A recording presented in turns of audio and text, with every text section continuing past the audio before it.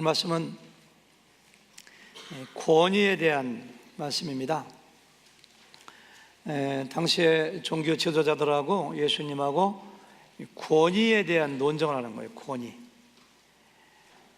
우리가 권위라는 말을 일상생활에서 많이 사용하지 않는데요.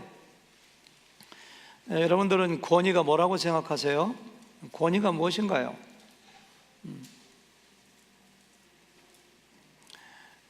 제가 권위가 무엇인가 생각하면서 두꺼운 국어태 백과사전을 찾아봤는데 이렇게 되어 있더라고요. 동의가 잘 안 돼요. 근데 뭐라고 되어 있느냐면은 권위란 아랫사람을 강제로 복종하게 하는 권력과 위세. 권위가 권력인가? 그거 아닌 것 같아. 권위가 있으면 아랫사람들에게만 작동되고 아랫사람들을 강제로 복종하게 하는 것인가? 그건 아닌 것 같은 생각이 들어요. 제가 국어사전에 권위를 무시하는 건 아니지만 하여튼 제가 동의는 안 돼요. 또는 개인적 재능, 덕망이나 문벌 따위에서 생기는 사회적 세력, 이렇게 사전에서 정의한 것을 봤어요. 제가 쉽게 동의가 안 돼가지고 성경에서는 권위를 뭐라고 하고 있는가를 연구하면서 성경을 찾아보고 묵상했어요.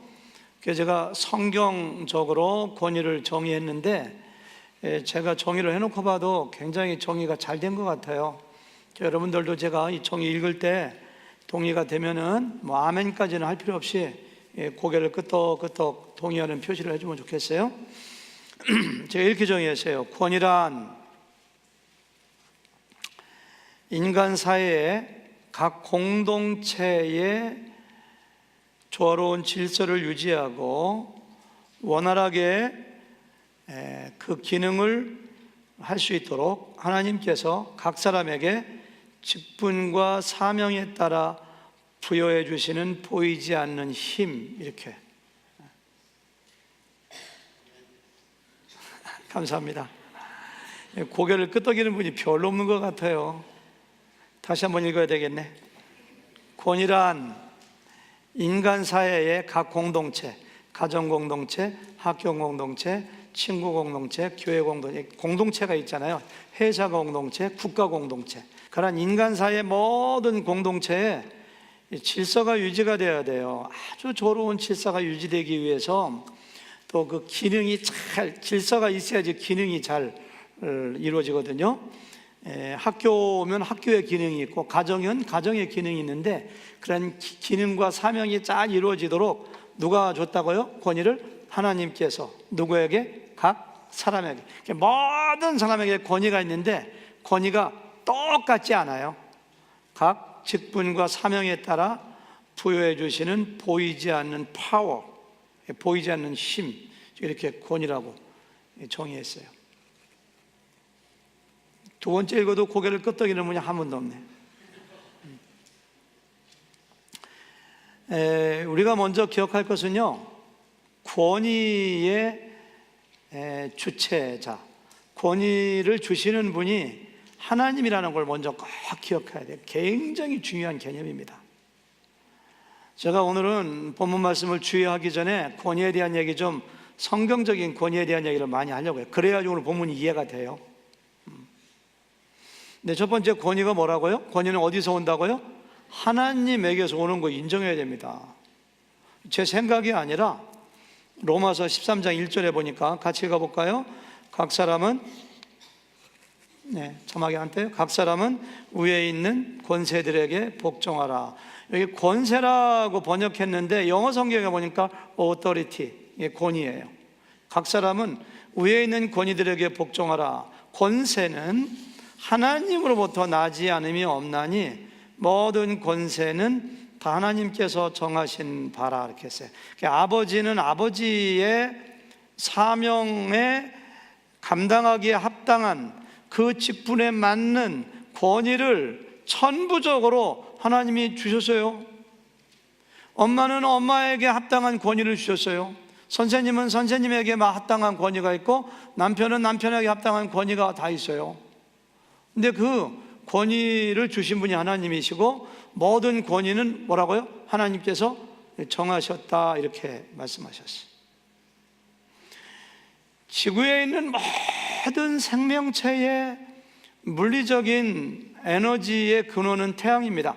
태양에서 모든 에너지가 와요. 그런 것처럼 여러분과 제가 가지고 있는, 세상의 모든 사람이 가지고 있는 권위는 어디에서 온다고요? 하나님에게서 와요. 하나님에게서.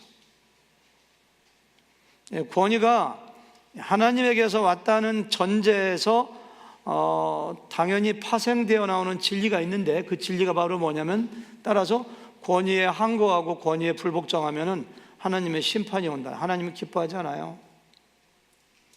로마서 13장 2절에 나와요. 다 같이 읽어볼까요? 자막이 안 떠나 읽었대요. 다 같이 시작. 그러므로 권세를 거스르는 자는 하나님의 명을 거스림이니 거스르는 자들은 심판을 자취하리라. 하나님이 부여해 주신 권세에 항거하고 거절하고 거부하는 것은 하나님의 명령을 거스르는 거기 때문에 하나님이 심판하신다, 이렇게 여기서 말씀하고 있어요. 이따가 좀 더 자세히 얘기해 볼게요. 또 한 가지 기억해야 될 것은요, 각 사람에게 그 사람의 직분과 그 사람의 사명에 따라 큰 권위 주시고 작은 권위 주시고 다 권위를 나눠주셨는데, 그 권위는 그 사람의 이익을 위해서 그 사람의 누리라고 탐욕의 대상으로 권위를 주신 것이 아니라, 아까 얘기한 것처럼 권위는 뭐예요? 공동체를 조화롭게 질서 있게 그 기능이 잘 되도록 섬기라고 이 권위를 주셨다는 것을 기억해야 돼요. 우리가 잘못 생각하면은 이 권위가 안 좋은 것처럼 생각하는데, 왜 그렇게 생각하냐면은 권위와 권위주의를 혼동하기 때문에. 권위는 굉장히 좋은 겁니다. 하나님이 주셨기 때문에 권위는 반드시 지켜야 되고, 권위는 그 범위에서 행사해야 되고, 그래서 그 공동체를 잘 기능하도록 해야 되는데, 권위주의는 안 좋은 거예요. 근데 권위주의의 특징이 세 가지입니다. 첫 번째는 뭐냐면은 자기가 권위주의에 있는가 아닌가를 잘 봐야 돼요. 제가 세 가지를 발견했는데요. 첫 번째, 권위주의는요, 그 권위를 자기의 이익을 위해서 행사합니다. 자기가 누리기 위해서, 자기의 욕심을 채우기 위해서 권위를 행사하면 권위주의예요. 두 번째는요, 주어진 권위의 이상을 행사하거나 권위가 없는데 가장하는 것이 권위주의예요. 김정은이가 무슨 권위가 있어? 그러니까 사람을 사형시킬 때도 대공 비행기 떨어뜨리는 걸로 쏴서 콩가루로 만들어. 이 권위가 없으니까 자꾸만 오버하는 거예요, 사실. 저 북한 가면 잡힙니다. 이런 얘기예요. 권위란 첫 번째 뭐예요? 그러니까 권위주의는 뭐예요? 자기를 위해 행사한다. 두 번째는 뭐예요? 권위가 없는데 권위가 있는 것처럼 행사하거나 부여된 권위 이상을 행사하는 게 권위. 세 번째는요, 권위를 이렇게 액티브 시키고 행사하기 위해서는 실력도 있어야 되고, 섬김도 있어야 되고, 희생도 있어야 되고, 여러 가지가 갖춰져야 돼요. 근데 권위주의는요, 권위만 내세워요. 실력도 없어. 권위만. 내가 담임 목사인데 이렇게 하면 어떻게 해? 이건 권위주의입니다. 담임 목사는 더 섬겨야 되고요, 더 실력도 있어야 되고요, 더 희생해야 되고요. 아니, 내가 지금 직장에서 국장인데 국장한테 이렇게 하면 되겠어? 실력이 좀 있어야지. 실력도 없으면서 무슨, 이런 게 전부 다 권위주의 세 가지.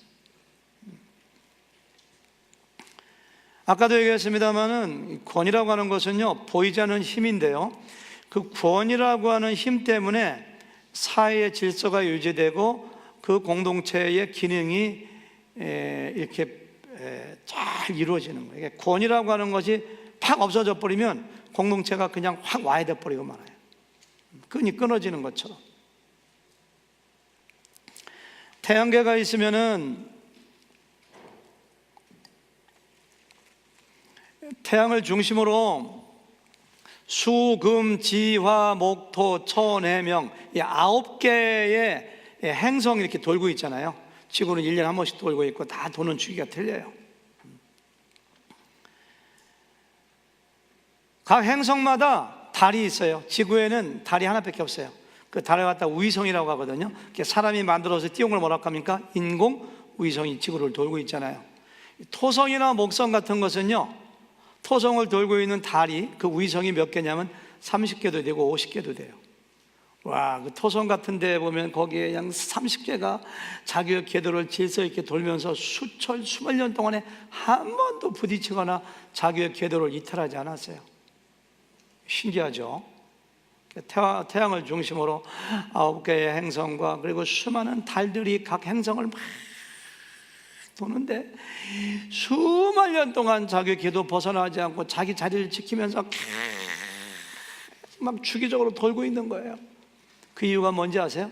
하나님이 만드셨는데, 하나님이 어떻게 만드셨느냐면은 태양과 모든 위성과 행성 사이에 그 당기는 힘을 통하여 놀라운 보이지 않는 인력을 통하여 이게 질서 있게 돌아가게 하는 것처럼, 가정 공동체가 잘 기능하고 질서를 유지하기 위해서는 아버지에게 부어주신 권위가 있고, 남편에게 주신 권위가 있고, 엄마에게, 아내에게, 할아버지, 할머니에게 주신 권위가 있어서 그 권위의 끈이 끊어지지 아니하고 보이지 않는 힘이라고 했거든요. 그게 잘 존중될 때 가정이 행복하게 돌아가고 하나님께 영광 돌립니다. 가정이 깨지는 것은 권위가 무너졌기 때문입니다. 너희 부모를 공경하고 부모에게 순종하라 이렇게 했거든요. 구약 성경에서는 아비나 어미를 저주하거나 치는 자는 돌로 쳐 죽이라고 했어요. 구약 성경에서는 아버지의 권위를 무시하면 그 사람은 돌로 쳐 죽이. 그만큼 권위가 중요한 거예요.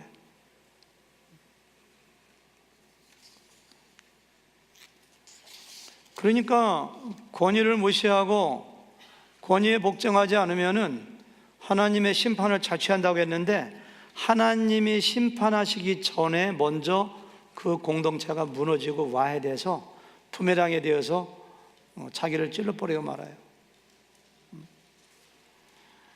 아버지가 어려운 줄 모르고 아버지를 마구 대하고 순종하지 아니하고, 가끔 신문에 보니까 아버지를 때리고, 심지어 어떤 사람들은 유산을 받기 위해서 아버지를 죽이는데, 그런 집안을 어떻게 정상적인 가정이라고 할 수가 있으며, 그런 집안에 무슨 행복이 있고 그와 같은 콩가루 집안에 무슨 사명이, 하나님이 주신 사명이 감당되겠어요? 권위가 무너지면 다 무너져 버리는 거예요. 제가 1978년도에 처음 여고에 발령받아서 교직, 벌써 39년 전이네요. 그때만 하더라도요, 아이들이 정말로 선생님 어려워했습니다. 학부형들도 이 선생님들을 정말 존경하고, 그때만 해도 교사를 할 만했어요. 제가 7년 동안 여고에 있었는데요, 제가 초등학교 때나 중학교 때는요, 가장 많이 들은 말 중에 한 가지가 선생님의 그림자도 밟는 게 아니요, 이렇게 해서 정말로 기억은 안 나지만 제가 초등학교 1, 2학년 때는 선생님이 서 있으면 그림자 안 밟고 이렇게 지나갔던 것 같아요. 정말 그렇게 선생님의 권위를 존중하다 보니까 우리가 이만큼 됐지. 그렇죠? 하나님의 은혜지만 권위를 존중해야 돼요. 지난 6월 29일 날 조선일보 기사에 여교사 순환시대라는 그 제목으로다가 교원 총연합회에 신고된 내용 기사가 나와 있는데, 제 입으로 이런 거 얘기 못해요. 그래서 기사를 읽어볼게요. 기사니까 좀 험한 말이 나와도 이해하세요. 대전의 한 중학교 교실에서 상상도 못할 일이 일어났다. 여선생님이 교단에서 수업하는데 학생 9명이 교단에 올라와 선생님의 신체 일부를 만지며 음란 행위를 했다. 상상이 되어집니까 이게? 선생님에게 권위를 주신 분이 하나님인데, 구약시대 같으면 사형감입니다. 이거 어디 선생님한테. 고등학교 남학생이 여교사 어깨에 손을 얹으며 누나 사귀자 희롱했다. 여러분들은 아무렇지도 않네요. 그냥 당연한 것 같아요. 어느 중학교 체육 시간에 선생님 팬티 준비해서 우리에게 와주세요 라고 했다. 어느 초등학교 여교사 책상 위에 어느 남학생이 섹스하자라는 글을 남기고 도망갔다 이렇게 했어요. 그러니까 선생님의 권위가 무너지면 학교 공동체는 무너지고 인성은 무너지고 그 재해가 우리 자녀들에게 부메랑이 돼서 돌아오는 건 당연합니다. 저는 여기까지 묵상을 한 다음에 저 자신에게 물어봤어요. 나는 권위를 잘 순종하는 사람인가 아닌가. 저를 가만히 이렇게 어릴 때부터 보니까 저는 그래도 보통 이상은 되는 것 같은 생각이 들더라고요. 어렸을 때 아버지 말씀 잘 들었고 어머니 말씀 거역한 적 거의 없고 선생님 말씀 잘 들어서 물론 숙제 안 해간 적 여러 번 있지만은 선생님 어려운 줄 알고 지금도 이렇게 보면 제가 권위를 굉장히 중요시 여기는 스타일이더라고요. 우리 교회 엄정호 목사님이 총회 총무님이시기 때문에 엄정호 목사님을 도와서 임원을 몇 번 해본 적이 있어요. 근데 총회 임원회 가면은 전국에 850개 교회에서 임원들이 있는데 총회장님이시고 제1부총회장, 제2부총회장, 엄정호 목사님이 총무고 서기도 있고 회계도 있고 목회부장도 있고 해외선교부장, 국내 선교부장 한 15명이 앉아서 1년에 2번씩 모여서 회의를 합니다. 2박 3일 동안. 저는 회의할 때 임원들이 총회장을 힘들게 하고 무시하면은 굉장히 저는 힘들어 하더라고요. 본능적으로 힘들어요. 엄정호 목사님하고 제가 친해서가 아니라 엄정호 목사님 힘들게 하면 막 속에서 너무너무 막 친해서만이 아니더라고 보니까 안 친한 총회장도 힘들게 하면 저는 막 제가 막 고통을 받더라고요. 언젠가 한번 그냥 총회장님이 크게 잘못한 것도 아니요. 분명히 할 일을 했는데 그렇게 1시간 내내 총회장을 공격하고 그렇게 막 힘들게 하고 제가 참다가 그냥 얘기했어요. 아니 여러분들이 기도하고 선거에서 뽑은 총회장 그렇게 못 살게 하면 어떻게 하시냐고. 여러분들이 교회 목회하면서 집사님들이 성도들이 여러분들 이렇게 힘들게 하면 좋겠느냐고. 누구누구 목사님 이렇게 누구 총회장님 힘들게 하는데 나 목사님이 총회장 되면 똑같이 나 목사님을 섬기고 내 권위 인정할 텐데 왜 이렇게 총회장 힘들게 하느냐고 제가 그냥 큰 소리를 버럭 질렀더니 그다음부터 좀 잠잠해지지 아무 말도 안 하시더라고요. 성경에 보면요, 하나님께서 부여해 주신 권위에 불복종하고 이 거역하는 것 굉장히 싫어하십니다. 성경에 그런 예를 얼마든지 볼 수가 있어요. 근데 저는 대표적으로 민수기 12장에 나오는 아론과 미리암의 모세 비난 사건을 들고 싶어요.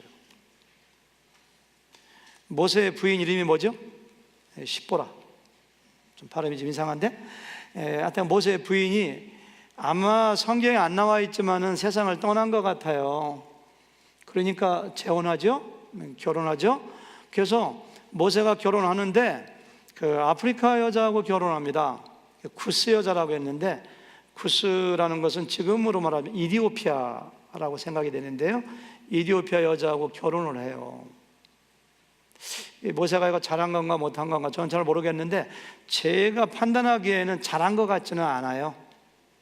왜냐하면 모세보다 500년이 앞선 모세의 조상 아브라함이 자기의 며느리를 얻을 때 이방 사람 중에서 며느리 얻지 말고 동족 가운데 얻으라고 바단 아람으로 자기의 종을 보내서 동족 가운데 며느리 얻거든요. 그리고 이미 시내산에서 율법이 주어지면서 동족끼리 결혼하라는 그와 같은 암시가 있었으리라고 생각해요. 가나안 여자하고 결혼하면 큰일 납니다. 가나안 사람들은 우상덩어리입니다. 우상덩어리. 쿠스 여자는 비록 가나안 여자는 아니지만 믿음이 좋았는지 영리했는지 얼굴이 예뻤는지 어쩐지 모르지만 모세가 쿠스 여자하고 결혼했습니다. 그러니까 이것을 모세의 누나가 미리암인데 미리암이 비난합니다. 근데 어떻게 보면은 미리암은 비난할 자격이 있다고도 생각이 돼요. 왜냐하면 적어도 모세보다 7, 8살, 10살 가까이 많은 사람인데 모세가 태어나서 아들은 다 죽이던 시대니까 3개월 동안 키우다가 갈대상자에 넣어가지고 나일강에 던졌을 때 저 내 동생을 악어가 잡아먹으면 어떡하나. 그래서 쫄쫄쫄쫄 따라가서 바로 왕의 공주가 건지는 것도 보고 건지자마자 쫓아가서 제가 젖 먹이는 유모로 소개시켜줄게, 자기 어머니로 소개시켜서 어머니로 하여금 키우게 했던 모세에게는 은인과 같은 자기의 큰 누나예요. 큰 누나. 자기의 업어서 키운 생명을 살려주는 은인과 같은 누나가 이방 여자하고 결혼하는 모세를 향하여 그렇게 하면 어떻게 하느냐고 야단칠만 하지. 뭐 안 될 것도 없어요. 또 한 사람은 아론입니다. 아론은 모세보다도 4살 많은 형인데 모세가 나는 입술이 둔하여 하나님이 맡겨주신 사명 감당하지 못하겠습니다. 그러니까 하나님이 야, 너에게 너 형 아론이 있지 않느냐. 아론 말 잘하잖아. 아론 세워줄게. 그 아론은 대제사장 됐고요, 모세의 형이고요, 미리암은 선지자고요, 모세의 누나고요. 대제사장의 권위가 있고 선지자의 권위가 있고 누나와 형의 권위가 있는 그 사람들이 모세가 잘한 것도 아닌 거 가지고 비난하는데 뭐 그렇게 잘못된 게 뭐가 있어요? 근데 하나님의 생각은 달라요. 하나님이 그걸 보시면서 아론아, 모세야, 미리암아, 나한테 나와봐라. 성막으로 그들을 불러내요. 그래서 이런 말씀하세요. 내가 선지자들에게 말할 때는 꿈으로 말하고 환상으로 말하는데 모세는 내가 직접 대면하여 나의 모습을 보여주며 얘기하는 이 사람을 너희가 비난하기를 어찌 두려워하지 않느냐. 그러니까 직접 얘기한다는 건 너희들에게 준 권위보다, 대제사장의 권위, 선지자의 권위, 누나 형의 권위보다 더 큰 권위를 내가 모세에게 줬는데 그 모세를 비난하는 걸 너희가 두려워하지 않느냐. 그리고 분노하시고 하나님이 떠나세요. 떠나자마자 미리암이 문둥병이 걸려가지고 온몸이 하얗게 돼버려요. 아론은 안 걸려요. 왜? 학자들은 이야기하기를 미리암이 주도했다고 보는 거예요. 나이가 더 많은 사람이 더 많은 책임지는 거예요. 주도했다고. 그래서 모세가 기도했더니 일주일 후에 하나님이 고쳐주시는 이야기가 민수기 12장에 나와요. 내가 내 권위로 이스라엘 민족을 해방시키는 지도자로 모세를 세웠는데 너희들이 그 권위를 무시하고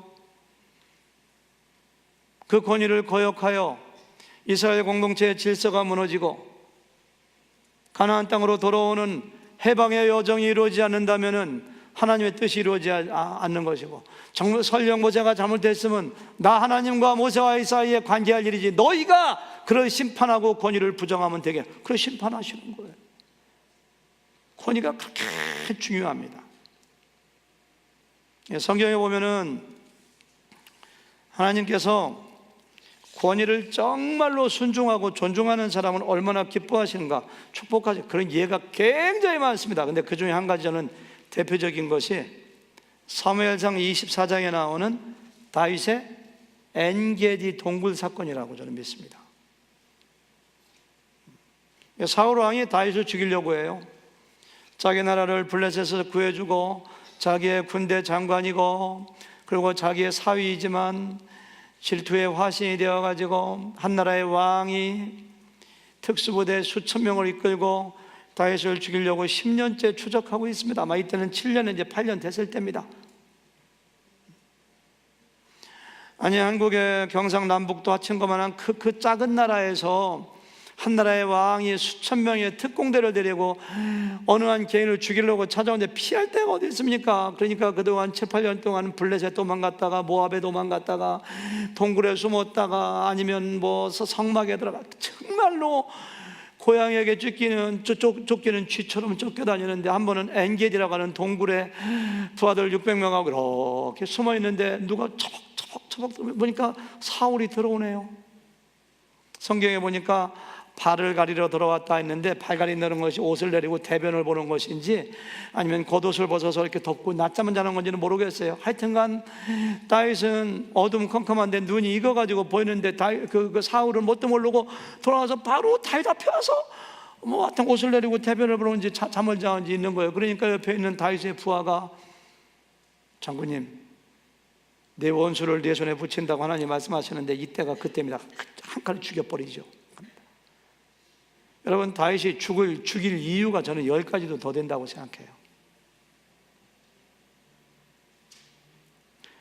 죽이는 것이 하나님의 뜻이라고 착각하고 받아들일 만한 이유가 제가 10가지 넘어요. 그걸 다 얘기할 수가 없어요. 첫 번째, 군사적인 측면. 군대의 논리는요, 전쟁의 논리는 내가 죽이지 않으면 내가 죽어요. 저 적군도 누군가의 아들이고 누군가의 아버지고 누군가의 형이고 내가 죽이면 슬퍼할 사람들이 많아서 죽이기 싫어. 그래도 죽여야 돼. 왜? 내가 안 죽이면 그 사람이 나 죽이기 때문에. 지금 다윗은 전쟁의 논리 가운데 있습니다. 사울은 자기를 죽이려고 하는 사람입니다. 내가 안 죽이면 내가 죽어요. 그러니까 죽여야 돼요. 군사적인 측면, 전쟁의 논리죠. 두 번째는 국가적인 측면. 얼마 전에 아히멜렉 제사장의 85명을 칼로 죽이고 정말 신들린 사람, 악기가 들린 사람처럼 악정을 펴는 저 왕을 내가 지금 죽이지 않으면 얼마나 많은 사람을 죽이고 나라가 피폐해질까. 나라를 살리기 위해서 죽여야 돼. 그렇게도 죽여야 돼. 종교적인 측면, 부하가 얘기했던 것처럼 얼마 전에 하나님께서 사무엘 통해서 나를 왕으로 기름 부으셨는데 이때야말로 저 사람을 죽이고 내가 왕이 될 때구나. 하나님 감사합니다. 그러고 칼로 펴버리면 돼요. 사회적인 측면, 사울이 죽인 자는 천천히요, 다윗이 죽인 자는 만만히요. 인기가 다윗에게 쏠리는데 저 인기 없는 저 사람을 죽여야 돼. 내가 지금 대세야, 내가 라이징 선이야, 떠오르는 태양이야. 그게 얼마나 죽일 수가 있어. 근데 안 죽여요. 심리적인 측면, 누가 나를 상처 주고 나를 미워하기만 해도 죽이고 싶은 게 사람의 심리인데 나를 죽이려고 하는 그 사람이 얼마나 밉고 얼마나 야속하겠어요. 죽이고 싶지, 심리적. 근데도 안 죽여요. 제가 5가지만 얘기했습니다만은 죽여야 될 이유가 어마어마하게 많아. 근데 다윗은 스톱! 안 죽입니다. 이유는 딱 한 가지예요. 그에게 있는 하나님이 주신 왕의 구원이 하나 때문에. 그 대목 읽어보니까요, 그 대목을 읽어보니까요, 사무엘상 24장 6절을 보니까 내가 손을 들어 여호와의 기름 부음을 받은 내 주를 치는 것은 여호와께서 금하시는 것이냐. 하나님이 no 했으니까 안 된다는 거예요. 그는 여호와의 기름 부음을 받은 자가 됨이니라. 여호와의 기름 부음, 하나님의 왕의 권위가, 나도 왕으로 기름 부음 받았지만 저 사람도 아직까지 하나님의 왕의 권위가 그에게 있으니 내가 손을 들어 저를 친다면 하나님의 왕의 권위를 내가 부인하는 것이고 하나님을 대적하는 것이기 때문에 저가 아무리 미워도, 아무리 내가 죽을지언정 그를 치지 않겠습니다. 와, 다윗은 이런 영성을 가진 사람입니다. 그러니까 하나님께서 와, 내 마음에 아픈 사람 다윗을 만나니 하나님이 너무너무 사랑하시고 너무너무 마음에 들어 하시고. 그게 다윗의 영성이에요. 다윗의 영성. 모든 주변의 상황은 그를 죽여야 돼. 죽이는 게 하나님의 뜻 같아. 죽일 수밖에 없어. 그걸 안 죽이면 내가 죽어. 그런데 하나님이 안 돼, 내 권위가 그에게 있어. 그러니까 안 죽여요. 이게 다윗입니다. 다윗. 권위는 굉장히 좋은 겁니다. 권위는 하나님의 선물입니다. 권위는 하나님의 세상을 통치하는 통치 방식 중에 하나입니다. 여러분들에게 아버지의 권위가 있고 남편의 권위가 있고 목자의 권위가 있고 집사의 권위가 있는가요? 그 권위를 잘 지켜야 돼요. 권위를. 그리고 희생하면서 섬기면서 잘 행사를 해야 돼요.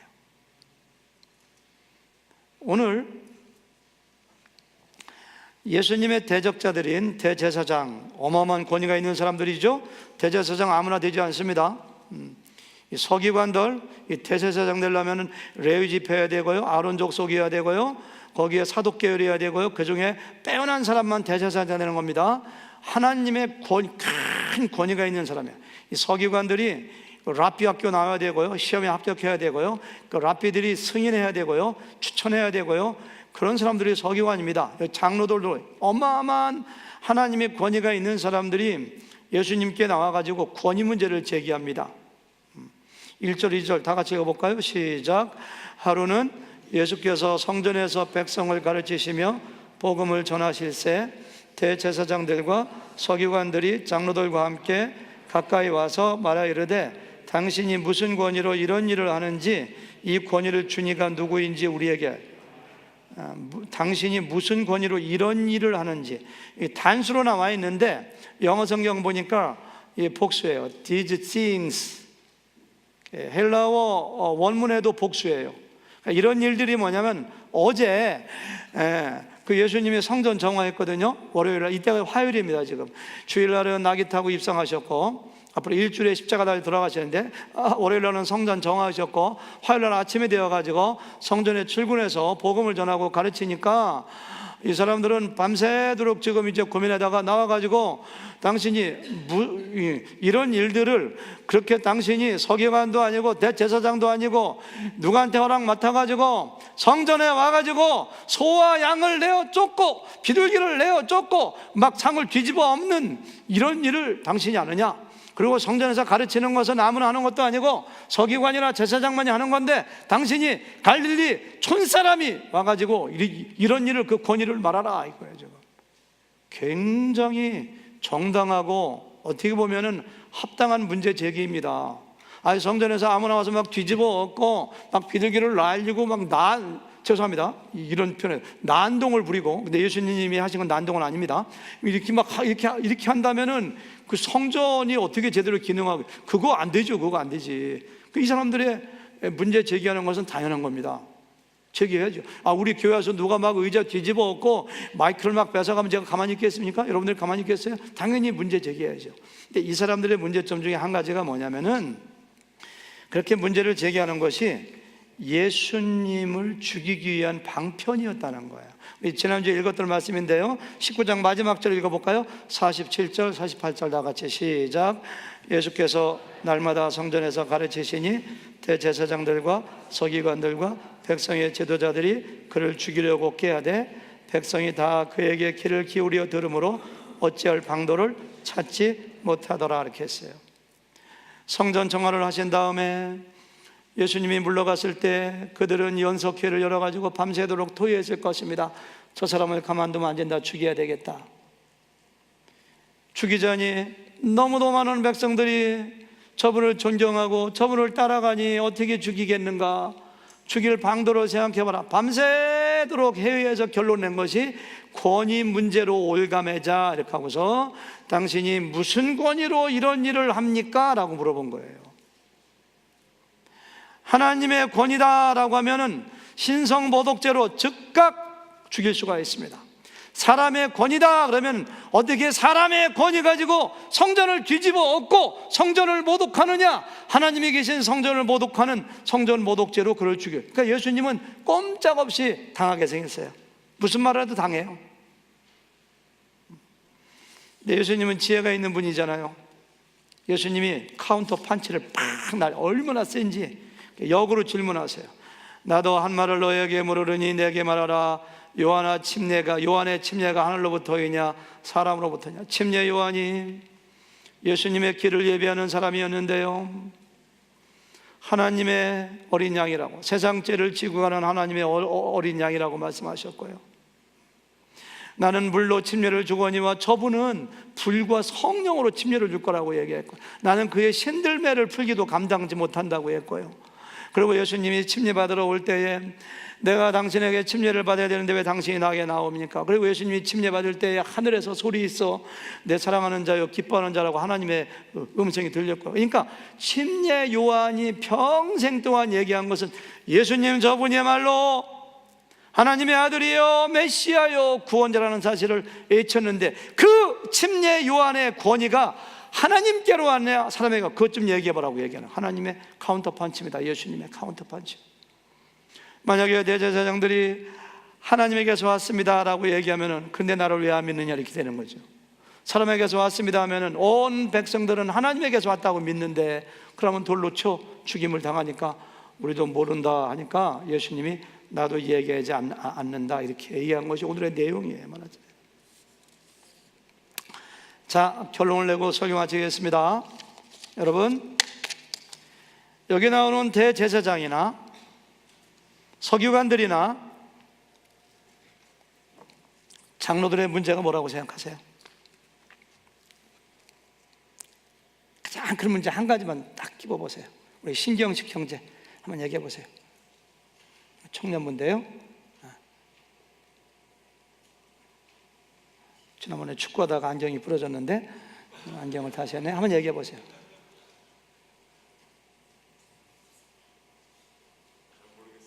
네. 갑자기 시키니까 아마 알 거예요. 그렇죠? 그 뒤에 정우석 형제 얘기해 보세요. 오늘 청년부로 가겠습니다. 여기 나오는 대제사장 조금만 생각해 보면 나오는데, 웃지 말고 빨리 모르면 모른다고 해야지 진도 나가죠. 잘 몰라요? 신용태 형제 앞에 막 물어보는데 사모님한테 시킬 줄 알았던 것 같아. 시간을 너무 조금 줬어. 막 물어보는데. 그 뒤에 에스더 자매 한번 얘기해 보세요. 네? 성경 공부 열심히 하겠다고요? 여기 나오는 대제사장 바리새인들이 성경 공부를 안 했다는 얘기가 쉽게 말하면, 네?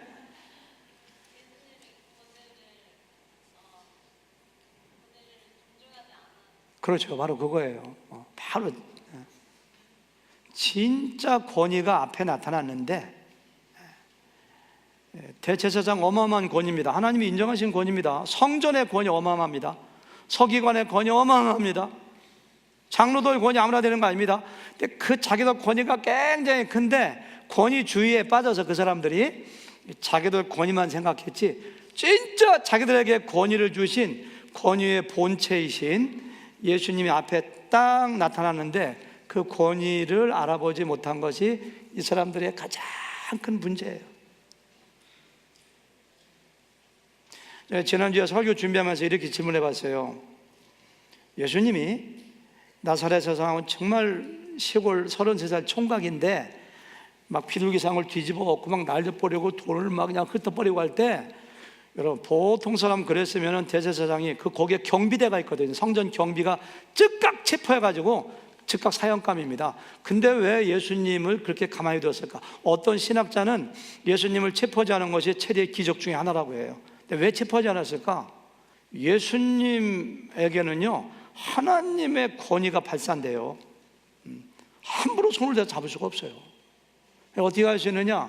산상수훈을 다 말씀하시고 나서 마태복음 7장에 보니까 이렇게 기록해요. 사람들이, 무리들이 예수님의 가르침에 놀래요. 와, 세상에 어떻게 저렇게 근데 그 이유가 이렇게 돼요. 이는 그 가르치는 것이 권위 있는 자와 같고, 이렇게 했어요. 권위.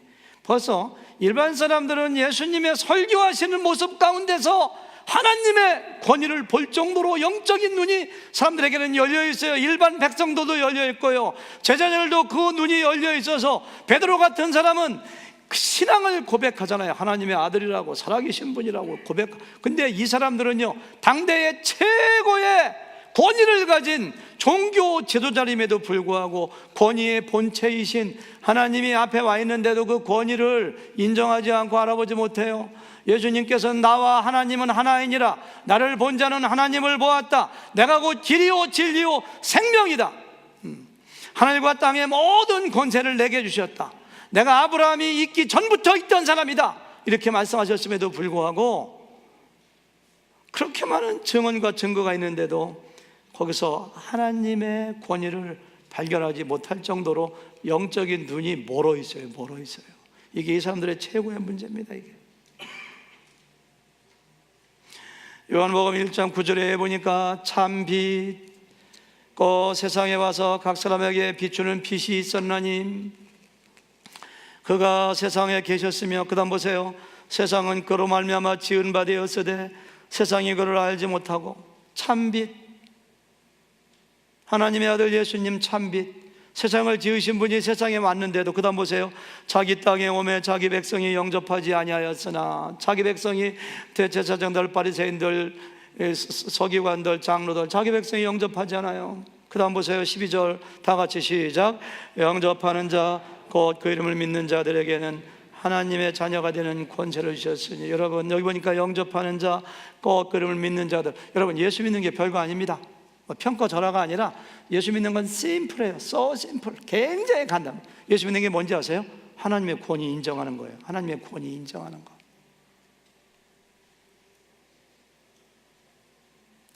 영적인 눈이 열리면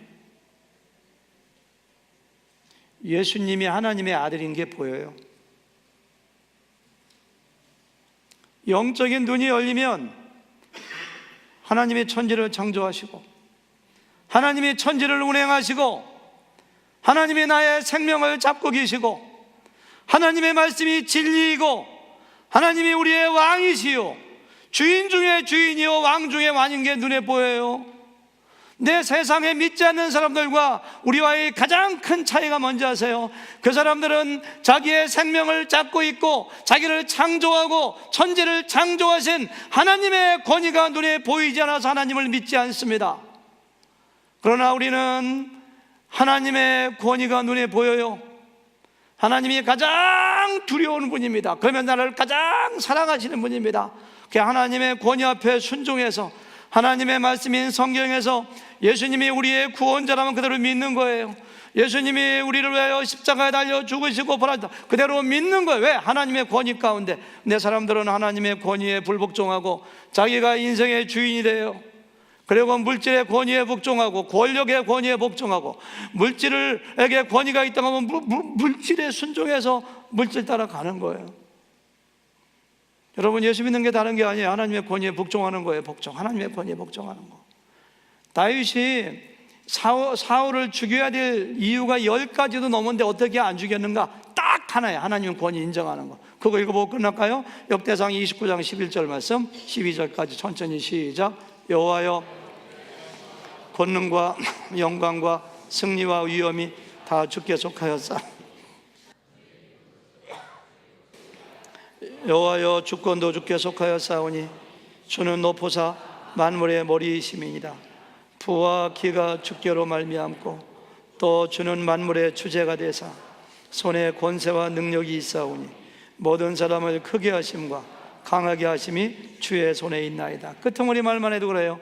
모든 사람을 크게 하심과 강하게 하심이 물질에 있다? 그럼 물질 쫓아가요. 주일도 그냥 돈이 오라면 얼른 가요. 권력에 있다?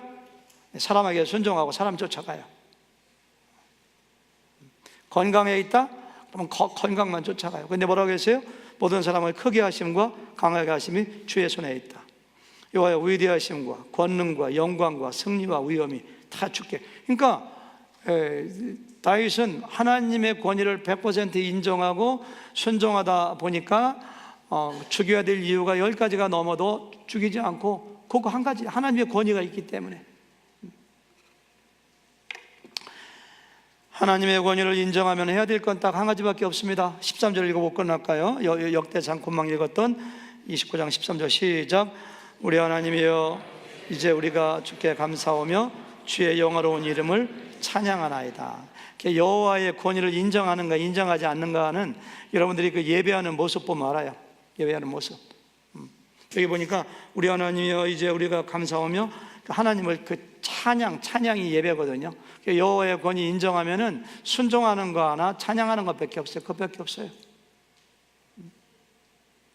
사무엘상 1장에 보니까요, 하나님이 어마어마한 권위를 준 대제사장 엘리 제사장 이야기가 나옵니다.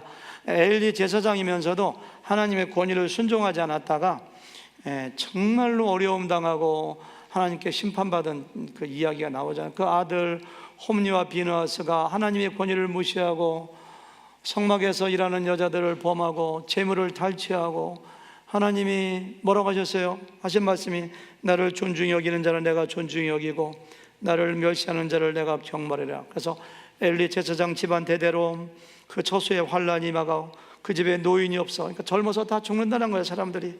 내 두 아들 홈리와 비느하스가 한날에 죽으리라. 그대로 다 역사 가운데 이루어진 거 보잖아요. 그러니까 하나님을 정말 존중해야 됩니다. 모든 권위, 하나님이 우리의 모든 것을 잡고 계세요. 그것이 우리의 예배로 나타나고 사역으로 나타나고 예수님을 영접하고 복음을 증거하는 것에 나타나고, 하나님의 권위가 그만큼 중요합니다. 여기 나오는 대제사장들은 그렇게 위대한 직분을, 권위를 받았지만 더 큰 권위의 본체가 왔을 때 알아보지 못해서 그들은 멸망당하고 성전이 무너지고 1900년 동안 나라가 유리방황하는 일을 겪게 되는 걸 우리가 잘 알고 있잖아요. 다시 한번 여러분들, 하나님의 크심과 위대하심, 그리고 예수님에게 나타난 하나님의 권위에 순종하고, 아직까지 예수님 영접하지 않은 무신이 있는가요? 예수님 영접하고 예수님 믿어야 돼요.